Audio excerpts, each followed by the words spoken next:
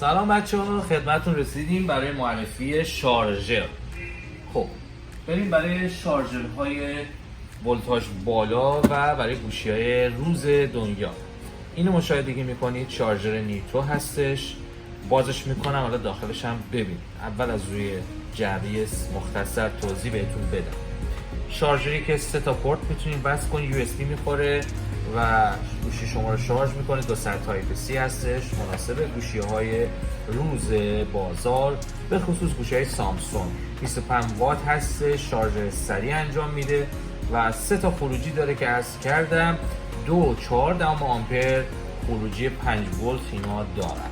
الان براتون بازش میکنم که شما از نزدیک این زیبا رو نظاره‌گر بشید. مشاهده میکنید اینا خروجی های یو اس بی شه و این خروجی 2 سر تایپ سی شه که برای گوشی های نسل جدید هستش. نوشته که اینجا 2.4 آمپر شارژ سریع. اینم که خودتون دیگه استادی رو میدونید. اینجا هم کانکتورش که اتصال برقرار میکنه خودشون، داخلش تبدیل هم گذاشتن. یعنی شما دیگه نیاز نیست اینو بخرید دوباره برید 150 تومن 200 تومن چه میدونم 500 تومن بدین تبدیل بخرید. این خودش آماده اینجا بس میشه و اتصال برقرار میکنه و میتونید شارژ کنید. کابل هم خودش داره عزیزان، کابل هم داره. قیمتش استثنائیه، قیمت عالی داره. یک لحظه من چرخوندم جعبه‌شو، اگر تیز باشید قیمت رو دیدید، ندیدید که میتونید تشریف دایرکت بهتون قیمتش رو اعلام میکنه. خب جایی ندید، ادامه داره. من الان بهتون شارژر بعدی رو معرفی میکنم. پس شارژر نیترو شد، مناسب گوشی های ولتاژ بالا، گوشی های جدید مثل A54 34 A24 و A73 و غیره، A14 همشون 25 وات ساپورت. خب شارژر بعدی که میخوام بهتون معرفی کنم دوستان، شارژر برند ترانیو هستش که 20 وات هستش و این که شما باز این خودش یک کابل داره، کابل میکروه. مونتا شما میتونید کابل تایپ سی هم بهش وصل کنید و گوشی A14 و گوشی A13 A12 اینا رو همه رو با این میتونید شارژ کنید. شارژر بسیار خوبیه و با کیفیته. 20 وات هم هست که گوشی‌هایی که میان رده هست و شما میتونید باهاش شارژ کنید. خدمتتون عرض کنم که الان بازش هم میکنم. کابلش هم که یه متریه، توضیحات مختصری روی جعبه خودش نوشته، پس شارژ و حالا مدلش و 20 واتش هم که اینجا نوشته. تاکیدش بیشتر رو 20 وات بودنشه که گوشی‌های روز دنیا رو که حالا توی سامسونگ بیشتر، شیائومی که البته خودشون همه شارژر داره. حالا شارژراتون شاید خراب شد شیائومی و میتونید این هم استفاده. شیائومی هم این قابلیت شارژ رو داره و برندهای دیگه.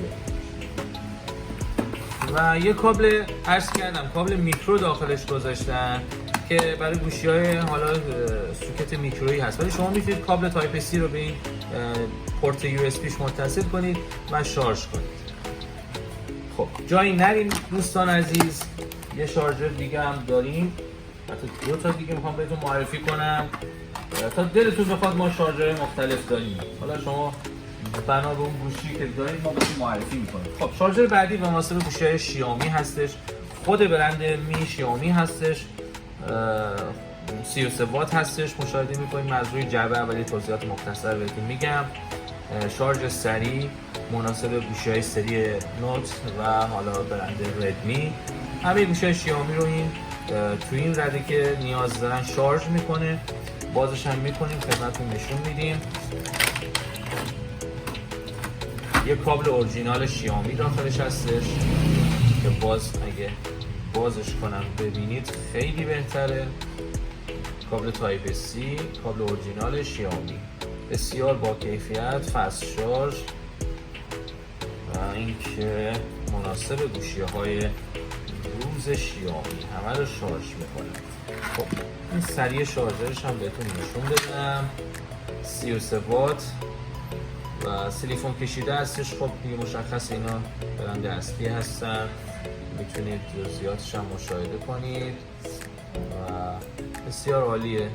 شارژر بسیار مناسب و خوش قیمت هم هست. بازم اینو قیمتشو بهتون نمیگم که شما خوشحالمون کنید توی دایرکت بهمون پیام بدید.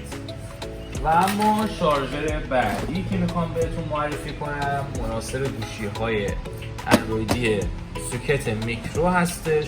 این هم باز فست شارژ نوشته، فست شارژ داره، مناسب گوشی‌های حالا یه کوچولو قدیمی‌تر، سری آدای اس، آبیست، آسی، گوشی‌های یه لول قدیمی‌تر سامسونگ. حالا این گوشی‌های جدید هم شارژ میکنه، منتها بهتره برای اون گوشی استفاده بشه چون ولتاژی که این شارژر به شما میده به اندازه گوشی‌های جدید نیست و کمتر هستش.